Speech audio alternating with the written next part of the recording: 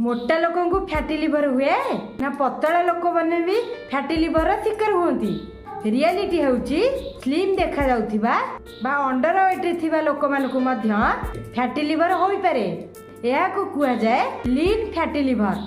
Body slim थिले मध्य liver भीतर fat deposit होई चलु थाए। काहे की हुए से सुगर इनटेक द्वारा खाद्य रे हमर मैक्सिमम भात रुटी मैदा फास्टफूड आइटम व्यवहार करिबा, प्रोटीन युक्त खाद्य कम खाइबा, फिजिकल एक्टिविटी कम करिबा।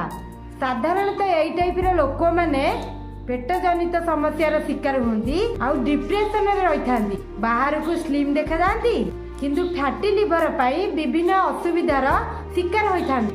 वेट नॉर्मल माने मेटाबॉलिज्म हेल्दी नुहे, इंसुलिन रेजिस्टेंस जे कोनोसी बॉडी टाइप रे आसी पारे। फैटी लिवर वेट रो प्रॉब्लम नुहे, यह metabolic problem. Healthy active lifestyle आ सटीक खाद्य अभ्यास द्वारा याकू रिवर्स करि हबो।